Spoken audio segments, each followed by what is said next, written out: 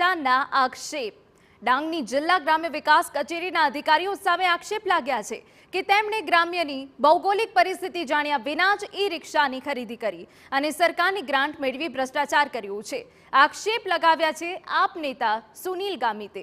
મહત્વનું છે કે 100% આદિવાસી વિસ્તાર ધરાવતા ડાંગના ગામોના ડુંગરિયાળ વિસ્તારમાં છૂટાછવાયા ઘર આવેલા છે, જ્યાં કાચા ઝૂંપડા કે નાના મકાનોમાં લોકો વસવાટ કરે છે।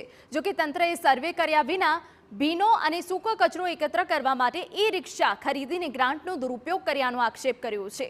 અધિકારીઓ અને નેતાઓના હિત સંતોષવા જ સરકારી ગ્રાન્ટમાં વ્યાપક ગેરરીતિ કરવામાં આવી હોય એવા આક્ષેપ લાગ્યા છે। આપને જણાવી દઈએ, ગ્રામ્ય વિકાસ એજન્સીએ 3.5 લાખની કિંમતની 39 ઈ-રિક્ષાઓ ખરીદી છે, જેને લઈ ગરમાવો છે। જ્યારે કચરાના યોગ્ય નિકાલ માટે કોઈ ડમ્પિંગ સ્ટેશન ના હોય તો જેવા કે પહાડી વિસ્તારની અંદર સામગામ ગામ હોય, ગલકુંડ ગામ હોય, જામલાપાડા ગામ હોય, એવા વિસ્તારમાં પહેલેથી જ એવી કોઈ વ્યવસ્થા નથી કે સૂકો કચરો અને ભીનો કચરો અલગથી નિકાલ કરવા માટે કોઈ વ્યવસ્થા હોય।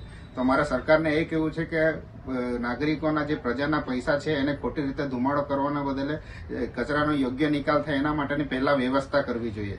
મારે સ્પષ્ટપણે માનવું છે કે આ જે ઈ-રિક્ષાનો જે પાછળ પૈસાનો ખર્ચો કરવામાં આવ્યો છે એ તદ્દન એમાં મોટો ભ્રષ્ટાચાર થયેલો છે। તો આ બાબતે ગ્રામ વિકાસ એજન્સીનું કહેવું છે કે સ્વચ્છ ભારત મિશન ફેઝ 2 અંતર્ગત તાલુકા પંચાયત પાસેથી ગ્રામ પંચાયતોની દરખાસ્ત મેળવી હતી, જેને ધ્યાનમાં રાખીને આહવા તાલુકાના 39 ગ્રામ પંચાયત માટે GEM પોર્ટલ મારફતે ઈ-રિક્ષા ખરીદી।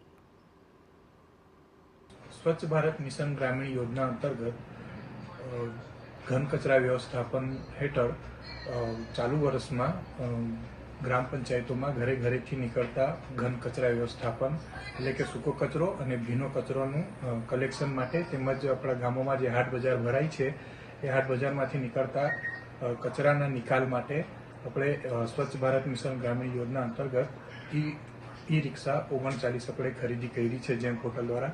એમાં આપણે તાલુકા પંચાયત અને ગ્રામ પંચાયત પાસેથી દરખાસ્ત મેળવી જેમ પોર્ટલ દ્વારા આપણે ઈ-રિક્ષા ખરીદી કરવામાં આવેલ છે। આપને જણાવી દઈએ કે ડાંગના અંતરિયાળ ગામોમાં ફળિયાની જોડતા રસ્તા પણ નથી બન્યા। તેવી પરિસ્થિતિમાં કાચા ઘરોમાંથી ગ્રામ પંચાયત દ્વારા કાચા ઘરોમાંથી સૂકો ભીનો કચરો કેવી રીતે એકત્ર કરાશે તે કામગીરી જોવાની રહી। ડાંગની પંચાયતો પાસે સ્વભંડોળ નથી, સરકારી ગ્રાન્ટ પર નિભાવ થાય છે, ત્યારે જોવાનું રહ્યું કે રિક્ષાનું મેન્ટેનન્સ અને ચાલકનું મહેનતાણું કઈ રીતે ચૂકવાશે।